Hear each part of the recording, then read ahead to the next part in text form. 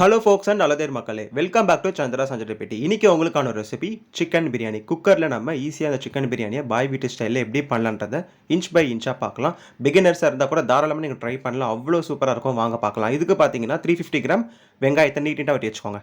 6 பச்சை மிளகா, தக்காளி வந்து பார்த்தீங்கன்னா 250 கிராம், வெங்காயம் 350 இல்லையா, ஸோ தக்காளி 250 கிராம், லெமன் வந்து ஹாஃப் எடுத்துக்கலாம். சரி, இஞ்சி பூண்டு பேஸ்ட்டுக்கு பார்த்தீங்கன்னா 50 கிராம் கார்லிக், 50 கிராம் ஜிஞ்சர், இதை வந்து நாங்கள் அரைச்சி எடுத்து வச்சுருக்கோம். 1 ஸ்பூன் ரெட் சில்லி பவுடர்.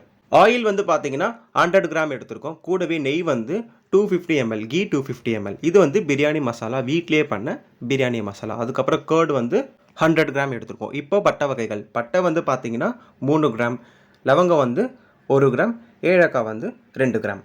இப்போ முக்கியமான ஒரு சில பொருட்கள் இருக்குது. சிக்கன் 600 கிராம், சிக்கனை நல்லா கழுவி மஞ்சத்தூள் போட்டு க்ளீன் பண்ணி எடுத்து வச்சுருக்கோம். கூடவே வந்து பார்த்தீங்கன்னா சீரக சம்பா அரிசி, நாங்கள் பாஸ்மதி எடுக்கல, சீரக சம்பா ரைஸ், இது வந்து ஒரு 500 கிராம். நெக்ஸ்ட்டு பார்த்தீங்கன்னா புதினா கொத்தமல்லி, ஒரு கைப்பிடி அளவுக்கு புதினா, ஒரு கைப்பிடி அளவுக்கு கொத்தமல்லி, இதெல்லாம் நல்லா க்ளீன் பண்ணி எடுத்துக்கோங்க. அதே மாதிரி சீரக சம்பா அரிசி கூட 1/2 hour தண்ணியில் நல்லா ஊறணும். அப்போ தான் பிரியாணி கரெக்டான கன்சிஸ்டன்சிக்கு வரும். சரி, இப்போ நம்ம பிரியாணி எவ்வளோ ஈஸியாக ரொம்ப டேஸ்டியாக பண்ணலான்றதை ஸ்டெப் பை ஸ்டெப்பாக நான் காட்டுறேன். கண்டிப்பாக நீங்கள் ட்ரை பண்ணுங்கள்.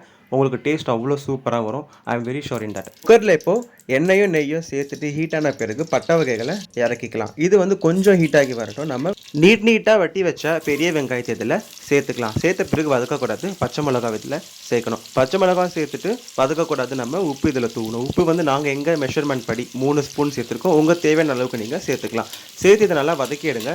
நல்லா பொன்னிறமாக ஆகுற வரைக்கும் நம்ம வறுத்துருக்கணும். அப்படியே வெங்காய பச்சடிக்கும் நம்ம வெங்காயத்தை நீட்டாக வெட்டி வச்சுக்கலாம். இந்த மாதிரி இப்போ தட் கரெக்ட் கன்சிஸ்டன்சி கேம். இந்த மாதிரி பொன்னிறமாக வரணுங்க. வந்த பிறகு நம்ம இஞ்சி பூண்டு விழுதை சேர்த்துக்கலாம். வீட்லேயே அரைச்சி எடுத்து இஞ்சி பூண்டு விழுதில் சேர்த்துட்டு நல்லா வதக்கி எடுத்துக்கோங்க.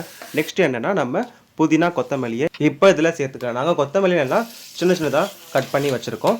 அதே மாதிரி புதினாவை கட் பண்ணலாம். அப்படி டேரெக்டாக சேர்த்துட்டு நல்ல ஒரு வதக்கிப்போம். இந்த டைமில் ரெட் சில்லி பவுடர், வெறும் மிளகாத்தூள் பவுடரை சேர்த்துட்டு நல்லா இதையும் வதக்கிப்போம். முக்கியமாக வீட்டில் பண்ண பிரியாணி மசாலா, அந்த பவுடரை வந்து 1 ஸ்பூன் நாங்கள் போட்டிருக்கோம்.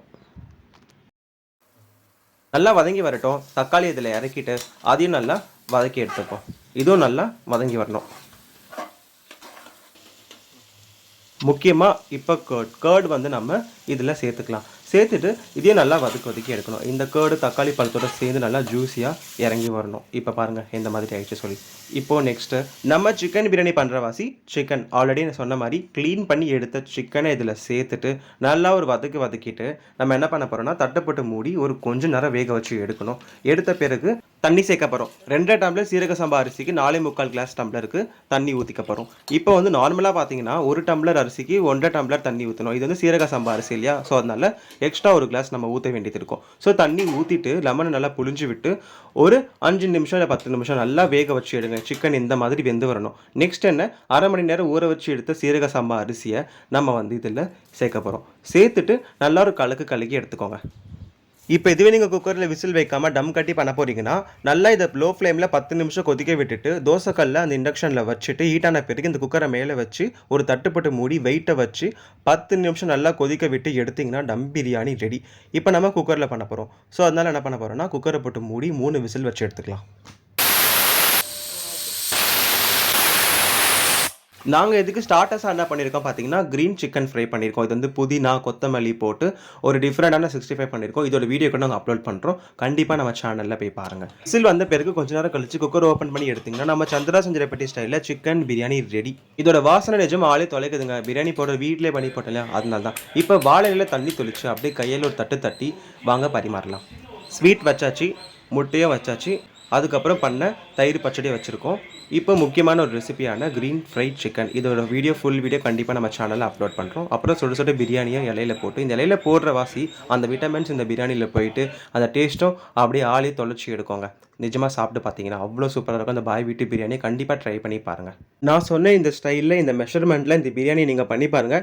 டேஸ்ட் நிஜமாக அவ்வளோ சூப்பராக இருக்கும். நீங்கள் கண்டிப்பாக ட்ரை பண்ணி பார்த்து கமெண்ட்ஸில் எப்படி வந்திருக்குன்றதை நம்மக்கிட்ட சொல்லுங்கள். இது வந்து அப்படியே சாப்பிட்டுட்டு சும்மா போக முடியுமா? ஸோ ஃபைனல் டச்சாக நம்ம என்ன பண்ண போகிறோம், ரோஸ் மில்க் வீட்டிலே பண்ண ரோஸ் மில்க். இதோட வீடியோ வேணா கூட நீங்கள் கமெண்ட்ஸில் எஸ்ன்னு சொல்லுங்கள். வி நீட் ரோஸ் மில்க்னு டைப் பண்ணுங்கள். நான் அந்த வீடியோ கூட ரீல்ஸில் அப்லோட் பண்ணுறேன். அதே மாதிரி வடகம் ஃபுல் வீடியோ இருக்குது. 1 வருஷம் இல்லை 5 வருஷம் வச்சு எப்படி யூஸ் பண்ணலான்றதை போட்டிருக்கோம். முக்கியமாக தேங்காய் பால் மீன் குழம்பு இதுக்கெல்லாம் செம்ம ரெஸ்பான்ஸ் கிடச்சிது உங்ககிட்ட இருந்து. இந்த வீடியோவை கண்டிப்பாக டிஸ்கிரிப்ஷனில் பின் பண்ணுறேன். நிறைய ரீல்ஸ் கூட இருக்கு, போய் பாருங்கள். தேங்க்ஸ் ஃபார் வாட்சிங் தி சந்திரா சஞ்சய் ரெப்பட்டி தி டேஸ்ட் ஆஃப் சென்னை.